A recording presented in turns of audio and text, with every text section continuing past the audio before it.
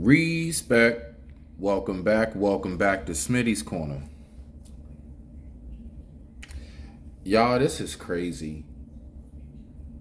I just want you to hear what this little girl just did. I'm not even going to say nothing.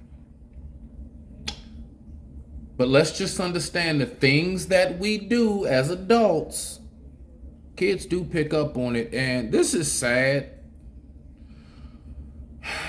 But luckily it's not no real, I guess, no one's hurt, so I guess, but I'm not gonna hold y'all up. Smash the like button. I digress, my mic is muted. Thank you once again for tuning into Smitty's Corner. Listen to what this little girl did, y'all. Listen. In crime, I'm Anjanette Levy. This incident happened on Wednesday morning in Volusia County. The sheriff says the girl texted 911 and claimed her friend had been kidnapped at gunpoint. As you can imagine, the sheriff's office called out the cavalry and launched a massive search, but it all turned out to be fake. They found the girl at her house with her family and took her into custody. Take a look. Stay calm. You can talk to your parents. We can open the window and let you talk to them. Nothing's going to happen to you. Do you understand that? Okay. I'm telling you this right now, you're going to take this as a lesson at 11 years old, that if you do something stupid in the future, you're going to enjoy those cuffs. I'm not going to do this again. You know, this is going to be an opportunity for you to turn this into a learning experience. This is not something you're going to carry with you for the rest of your life, okay? Joining me. I just want to make it clear, I'd have took her ass in. I'd have took her in. Of course, not like, for, but I'd have get her in that car. Let her get the smell of that stale air as you walk in there. Yeah. I'd have took her there. Yeah, I'd have took her ass there. No bond. That's right. No bond. Wait till your court date. I don't care if you 11. You better learn how to make a hookup. Let's rock out. To discuss this disturbing story is Sheriff Michael Chitwood of Volusia County, Florida. His department was involved in responding to this. Sheriff Chitwood, thank you so much for coming on. We appreciate it. Thank you for having me on. Tell us what your first thought was when you got this 911 text call saying this is an 11-year-old girl who's been kidnapped by an armed person. I can imagine if you're, a call taker dispatcher, you get a little amped up, but you're doing your job, and then the cops respond in force. If your dog eats grass, do this every day. Most owners don't know this, but eating grass is a common I have a cat. behavior. I'm good. I got 2 cats. To try to figure out what's going on. Exactly. It's you have to throw all the resources into it. We put our child abduction response team on notice that this was, this call was there. Be prepared if it's live, and then you start to go out there. She's giving us little tidbits as she's texting us. She gives us a mile marker on I-95. She tells us it's a white van and the person's been tied up. The suspect is a white male with brown hair and blue eyes and is armed with a firearm. And she's following that car. And for the next half hour, she's texting in little tidbits. Eventually, she calls 911 and says, "Oh, sorry, I didn't mean to call you." And with that, we're able to triangulate where the call's coming from, and we're able to send deputies to her house where we discover the person doing this is 11 years old. When you all figured out. Now, you know how this messes things up so much? Because the fact is, whenever a call like this is made, they have to take it serious. But you damn sure better believe the more things like this happen, yeah, they'll take it serious as far as bodies out there and everything. But over time, even these people who are the professionals will be desensitized to the fact of people play games. And when we really do have situations that happen, because right now as you're watching this, right now, as you're looking at this, wherever you are, nice and comfy, someone right now is being thrown into the back of a van. Somebody's being zip tied, all of that. Somebody is right now shaking in the dark wondering, where am I headed to? And the only thing they can do is try to pay attention to the direction the vehicle shifts in as they go. So after time keeps going and people keep on playing with this, it's gonna make it harder. So it's like, take it serious, but then again, it's like this whole believe all women. And I find it fascinating because so far, I mean, from what I've seen, I haven't seen no men or little boys do this. It's not a shot. It's just an observation. Let's keep rocking out. That this was a fake call, a prank, a swatting call, a spoof, whatever you want to call it. Retarded. Your reaction, your thoughts, your feelings. Retarded. That's what it is. I think if you watch that video and you listen to my lieutenant is talking, you could see the frustration in his voice, but also as a father, he's trying to use this as a teaching moment for her, and hopefully she'll tell all her little friends about. But when you look at the resources that were out there, the helicopter was up for probably 40 minutes. That's not cheap to fly that thing. No, it's not. I had 3 other police agencies responding along with my office. So for 30 minutes, the county's really on lockdown here with resources, because that is the priority. Try to find this vehicle. We're getting these tips. Somebody claims they're following the car, and then you discover, and you're like, here we go again. And these kids just don't get it. We get lots of school threats. And we've told parents repeatedly, I don't care if your kid's in middle school or high school, if they put out one of these threats and we have to go out and spend all this time and resources and money to investigate it, and discover it's a hoax, we are arresting and charging your child. You need to stay on top of what they're doing with this social media. It's dangerous. I think that... I'm hats off to Sheriff. Stay on top of your children. Pay attention. They should not. This is why I hate when I hear the parents where like the news and everybody else sees, oh, okay, y'all doing videos, you holding up guns, everything is about smoking on somebody else's dead son or daughter, whatever, right? And so now here it is, little Junebug gets hemmed up. And the parents are sitting there like, no, I don't understand. Such a good kid. No. How did you not know? How did you not know all of this was going on? So I like what he said right there. Stay on top of your kids, and you damn right. I mean, it should even, like, when it comes to minors, depending on the circumstances, depending on what the investigation reveals, the parents should even be charged. That's right. Why? Because if you know that you got a charge, I mean, like a payment coming for what your kid does, I think that'll have a lot more parents be a lot more mindful, because you're going to say to yourself, I don't want no damn unnecessary bill out of nowhere because you decided to go do some dumb shit. But let's rock out. It's a good thing that your lieutenant was trying to have a teaching moment here, because, I mean, kids are, they're kids and they don't think things through and they do things that are silly. But the thing that bothers me about this... But kids are very intelligent on repeating and replicating what it is that they see. See, I'm pretty sure y'all know exactly why I pulled this video up. This ain't nothing but about a day ago. It's all about a day ago. Kids are very, very good at being copycats.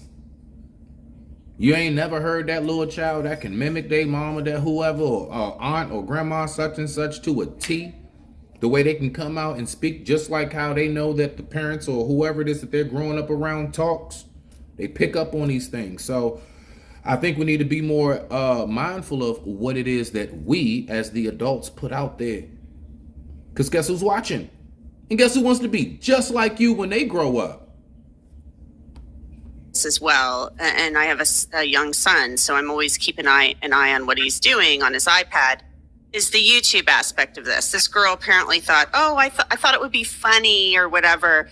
There is so much stuff out there that our kids are exposed to that is negative and influences them and they have no impulse control whatsoever anyway, really, and it influences them, and it's not a good thing. So let's talk about the YouTube aspect of this. Just think about over the past several years or since COVID hit, the number of these challenges.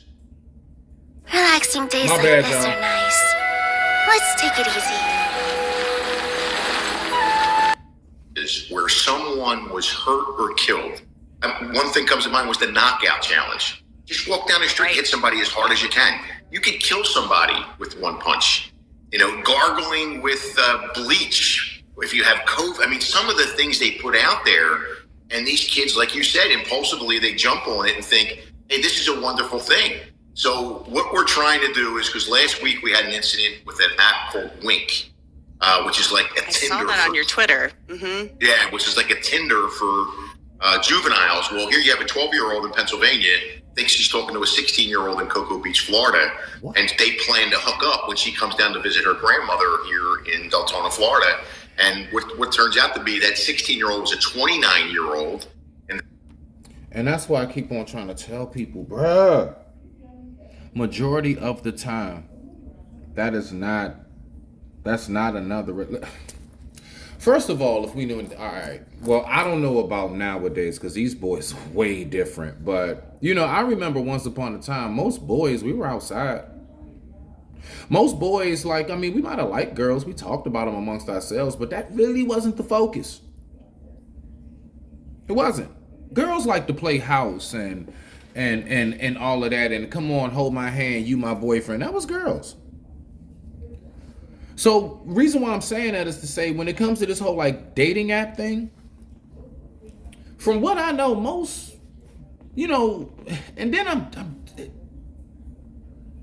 I'm up here trying to explain why kids are on a dating app. Oh my gosh. I just tried to explain why kids, you know what? This life even gets to me too, people. I had to catch myself just now. Why the fuck are kids on a dating app in the first place? I digress. My mic is muted. And of course, she was sexually assaulted by this 29-year-old. And you say to yourself, my God, you know, this was from Pennsylvania to Deltona, Florida. You know, I ain't gonna lie, and I'm saying it. I don't care how sneaky they can be, all of that. You can't watch it. No, fuck all that. That's the parents' fault. Mom, dad, shame on you. That's your fault. Should have been watching. 1,400 miles away. This is how dangerous the internet is. So what we're doing is we are partnering with the Department of Children and Families. And as school gets back, we're going to start to do symposiums at night. And we want parents to come invest an hour and a half of your time, learn about the dangers of the internet, learn about how to protect your child, and learn that what the consequences are going to be if they do these spoofing or SWAT calls, especially with school starting again. You can rest assured we will get dozens upon dozens of active shooter calls coming in that are going to be bogus. And that's a disturbing thing too, because you can't not take them seriously.